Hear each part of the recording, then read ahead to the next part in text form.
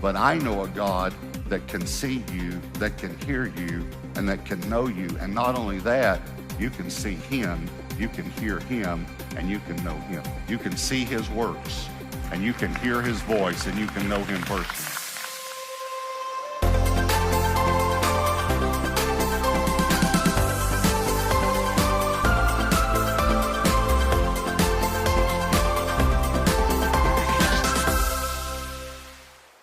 We're in a series called The Kings of Babylon, and we're talking about the 4 kings that reigned during the 7-year exile when Israel was in captivity in Babylon.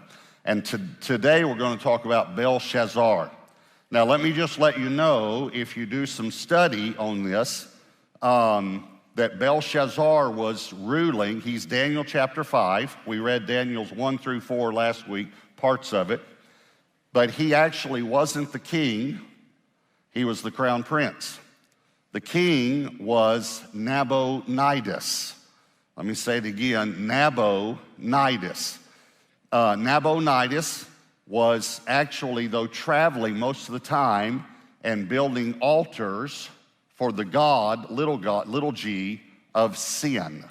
That was the name of the god he served, sin. And he traveled around Arabia for about 10 years doing that, mainly in Arabia, but he traveled other places. So he put his son in as the king of Babylon, and he was called the king, but actually Nabonidus was the king. Does everyone follow me? Okay, so the Bible tells us about Belshazzar because Belshazzar, from 556 BC to 539 BC, was the king 17 years, even though his father was actually the king. But his mother was Nebuchadnezzar's daughter. So he's the grandson of Nebuchadnezzar that we started with last week, all right? So what we're actually going to do is Daniel 5 is so good, we're going to read the whole chapter. And I'm going to make comments throughout it. Isn't that something, though, that in church we're going to read the Bible? But I'll make comments throughout, and then, well, I've got 3 points, but this first part will take almost half the message, and then we'll hit the 3 points, okay? All right, so Daniel 5, verse 1. Belshazzar, the king, made a great feast for 1,000 of his lords. So think about that, 1,000 of his rulers. By the way, Babylon became the leading city in the world, and most historians believe it was the largest city in the world, had a population of about 200,000 people. So it's pretty big. 1,000 of his lords and drank wine in the presence of the 1,000. While he tasted the wine, Belshazzar gave the command to bring the gold and silver vessels which his father, Nebuchadnezzar, had taken from the temple which had been in Jerusalem. Now, before we go on, let me comment on that a minute, because many people then think, well, it says his father was Nebuchadnezzar. Cultural, historical, and biblical language will call the grandfather, the great-grandfather, any ancestor the father. I want you to think about all the times that God said, your fathers, plural. Well, it didn't mean they had multiple fathers.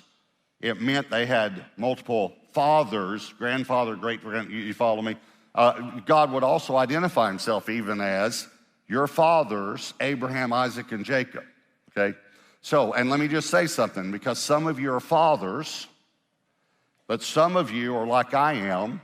You're so good at being a father, you are now a grandfather.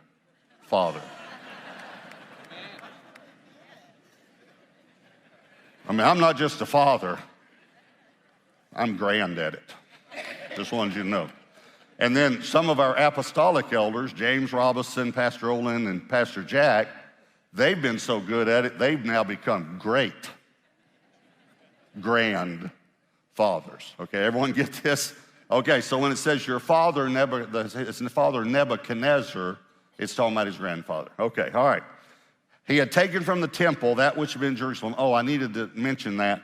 When Nebuchadnezzar raided the land, he took the vessels that had been dedicated to the temple and brought them into Babylon. I want you to think about now, Belshazzar gets things that were dedicated to God from the temple and took them for his own use. This is the tipping point with God when God said, That's it. That's enough. Because you have taken what belongs to me. And watch what he does. He and his king, the king and his lords, his wives, and his concubines might drink wine from them, or drink from them.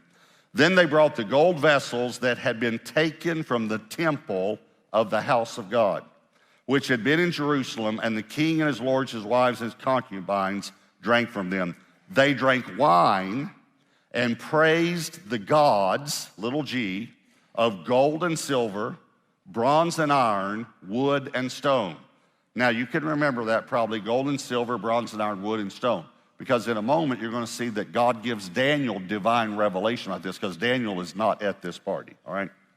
In the same hour, they're drinking from the vessels that belong to God.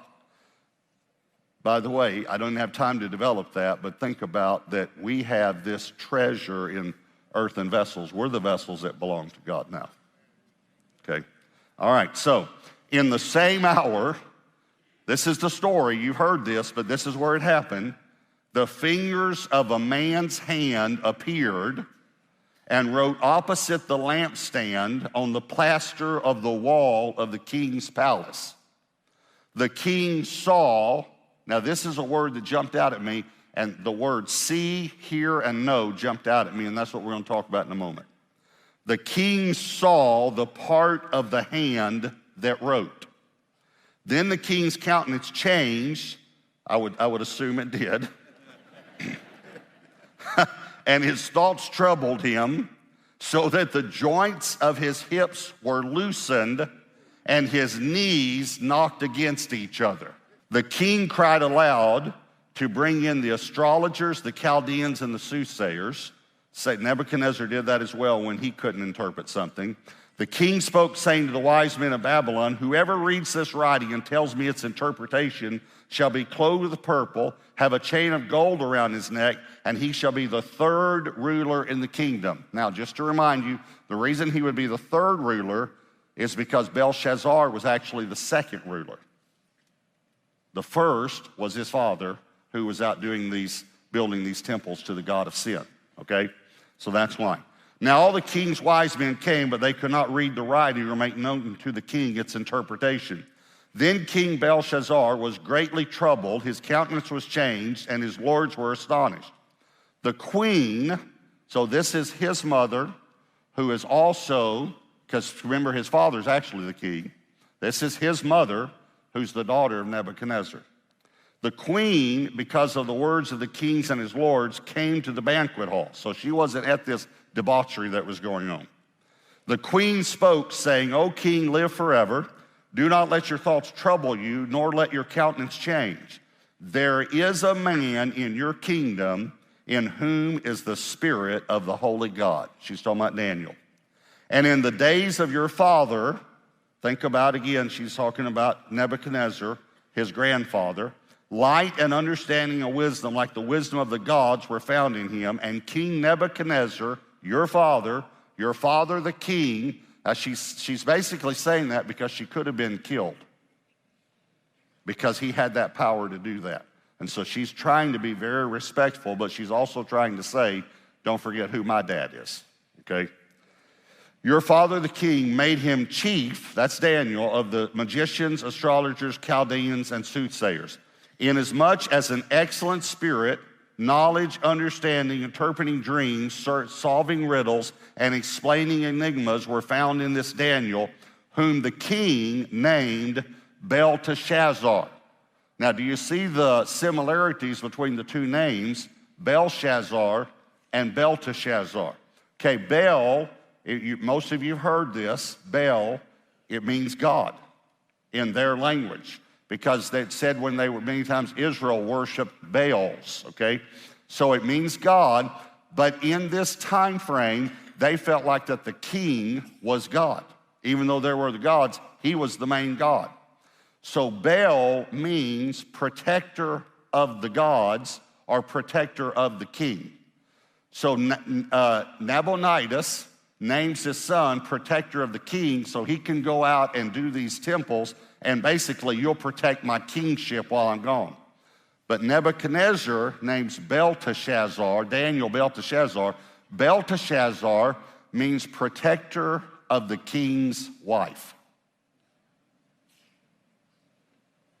Now think about how God can orchestrate the circumstances, because the queen, who's the king's wife, comes and she could be killed, and yet God has already planned that Daniel, who would interpret the dream, would be called in Chaldean, in Babylonian language, in Chaldean language, but in Babylon, the one who protects the king's wife. And it's just kind of amazing how all this stuff fits together. She says, now let Daniel be called, and he will give the interpretation. Then Daniel was brought in before the king. The king spoke and said to Daniel, are you that Daniel, now watch, who is one of the captives from Judah? He's basically trying to remind him of his place. You're a slave, so you better remember your place here. He's really scared of him. One of the captives from Judah, who my father, the king, brought from Judah. I have heard of you. Okay, this is another word that jumped out at me. That Belshazzar had seen the things of God. He had heard of the things of God. He says, I've heard of you, that the Spirit of God is in you, and that light and understanding and excellent wisdom are found in you. Now the wise men, the astrologers, have been brought in before me, that they should read this writing and make known to me, again, see, hear, and know are the three words that jumped out to me. It's interpretation, but they could not give the interpretation to the king, and I've heard of you that you can give interpretations and explain enigmas. Now if you can read the writing and make known to me its interpretation, you shall be clothed with purple, have a chain of gold around your neck, and shall be the third ruler in the kingdom. Daniel answered and said before the king, let your gifts be for yourself, and give your rewards to another. Yet I will read the writing to the king and make known to him the interpretation. Now let me just say something. Basically what he's saying is, I'll do this, but I don't need you to try to bribe me, because God takes care of me. Very pure here in Daniel. You're going to see later in the passage, I'll just go ahead and explain it, that he actually takes the robe and the purple robe, the gold, and it is made third in the kingdom. I think he does it because once he interprets it, he realizes Belshazzar is about to be killed and a new king's coming in, and he wants the guy to say, now why are you one of the rulers? Why are you the third guy? And I really believe he wants to be able to give counsel to this new king for the purposes of God. So I think his heart's pure in this. I'm sure it is, obviously. Verse 18, O king, the Most High God gave Nebuchadnezzar your father a kingdom and majesty, glory, and honor. And because of the majesty he gave him, all peoples, nations, and languages trembled and feared before him. Now, before I read this next line, remember that Belshazzar was kind of sarcastic to Daniel. He kind of spoke down to him. He said, are you one of the captives? Aren't you just a slave? I've heard of you. Just want to remind you of your place. Watch Daniel, because most people don't pick up on this. He comes back at him with some sarcasm. He's talking about Nebuchadnezzar now. He says, whomever he wished, he executed. Whomever he wished, he kept alive. Whomever he wished, he set up. And whomever he wished, he put down. Here's what he was saying. You got to remember, Belshazzar was not the king. He was the crown prince. He, in essence, was reminding Belshazzar of his place.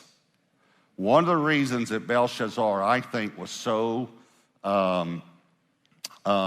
stubborn was because he wanted to be the king, but he never really was.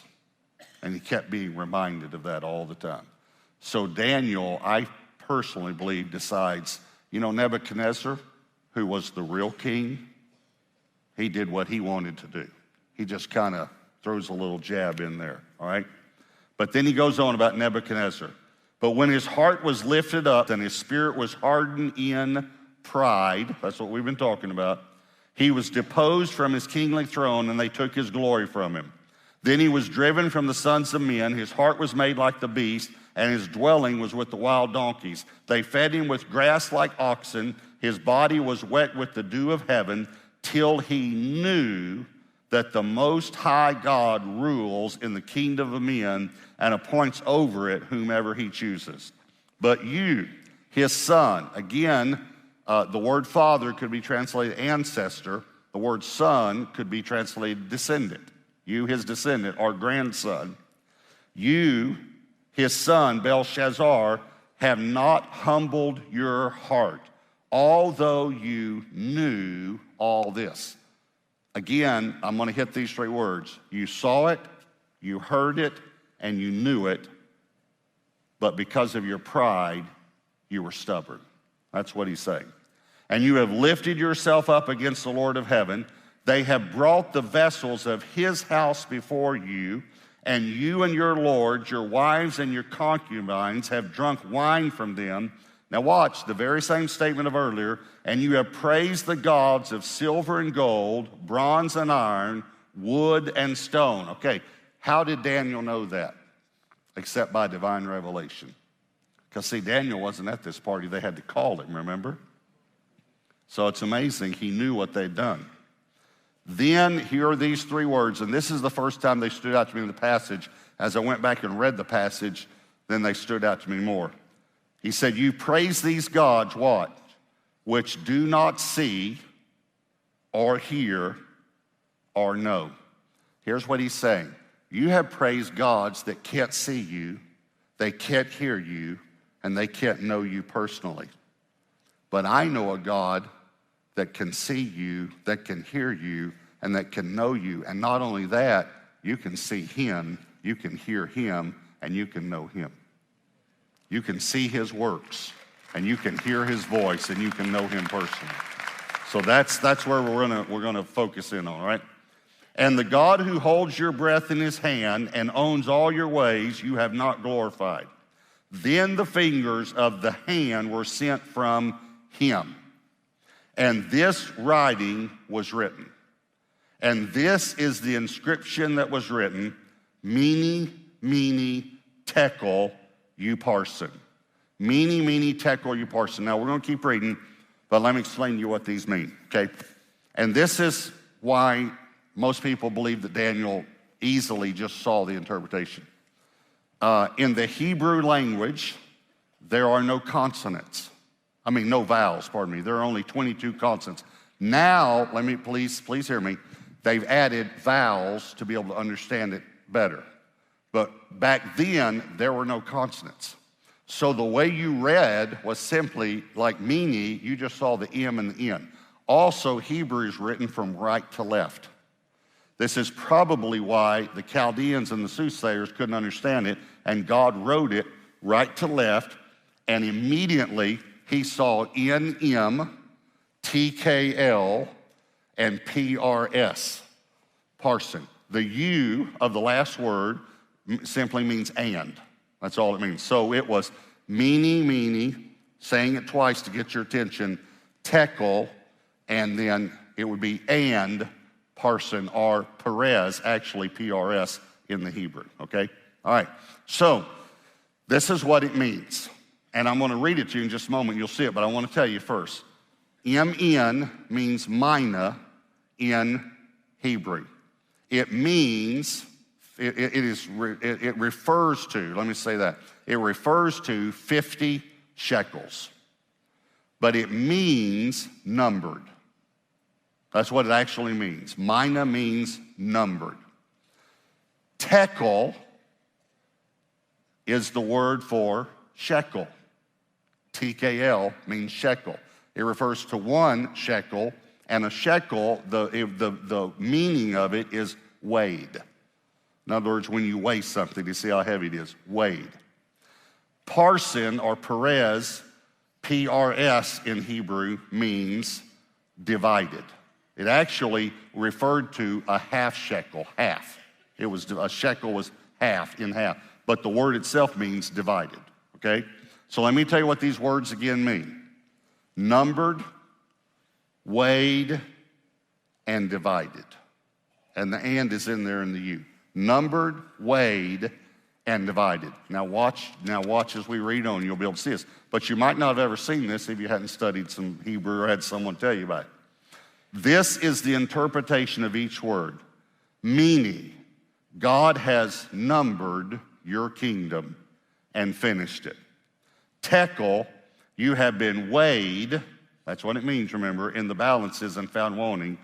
Perez, which is again the Hebrew for parson, your kingdom has been divided and given to the Medes and the Persians. Then Belshazzar gave the command, and they clothed Daniel with purple, put a chain of gold around his neck, made a proclamation concerning him that he should be the third ruler in the kingdom. That very night, Belshazzar, king of the Chaldeans, was slain, and Darius the Medes and Persians had come together. Cyrus is a Persian, Darius is a Mede. Darius the Mede received the kingdom being about 62 years old. All right, so what do we want to talk about? We want to talk about stubbornness, which comes from pride. So here's point number one about Belshazzar. He saw, but he didn't look. He saw, but he didn't look. Moses, it said, saw the burning bush and turned aside to look. Belshazzar saw, probably as a little boy, all these things that happened to his grandfather. He saw that God was at work. He saw the true God. He knew the true God. But he never stopped to look for himself, to have a personal encounter with God. This talks about that he went and got the holy vessels and he brought them in. Okay, obviously this refers to the tithe. Obviously. He takes what is holy and he brings it in and uses it for himself. Now, in my life, I have shown people verses straight out of the Bible about tithing, and here's what I feel like they do. They see them, but they don't look.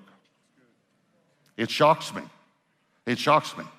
Bring the tithe into the storehouse, and yet they don't tithe. Okay, I understand you have some areas you're struggling in, I have some areas, let me say another way. We have some areas that we're stubborn in. We all do. Follow me? So I'm going to give you a key that's going to blow you away. Are you ready? Intimacy. Intimacy with God and others. Now, I'm going to give you a definition of intimacy that I don't think you'll ever forget. You ready? Intimacy. Here it is. Here's the definition. Into me, see. In other words, I am giving you permission to see into me. So here's the second point. He heard, but he didn't listen. He heard about Nebuchadnezzar eating grass. He heard about Daniel interpreting dreams. He heard about Shadrach, Meshach, and Abednego. But it didn't do anything for him. It didn't change his heart. Are y'all following me? Here's number three. He knew, but he didn't learn. Now, remember I said see, hear, and know? Okay, but notice the other three words I used. Look, listen, and learn. Because I spent so much time reading the chapter, I'm going to go straight to the end part, the how this happened in I saw this. All of our children were strong-willed, but one turned his will to the Lord early, but two of my children really didn't turn their will to the Lord until they were in their late teenage years. My son James was very strong-willed growing up. We actually tried to use the word strong-willed instead of stubborn because we didn't want to speak something negative over him. But in our minds, we knew he was stubborn. So as he got to be an older teenager, he was about a senior in high school, I couldn't take it anymore. And we got into one of those fights one night. And I finally said to him, and I hate to say this, but I said to him, I really don't even want you living here anymore. Because you will not listen to your mother and you won't listen to me. And I'm tired of it.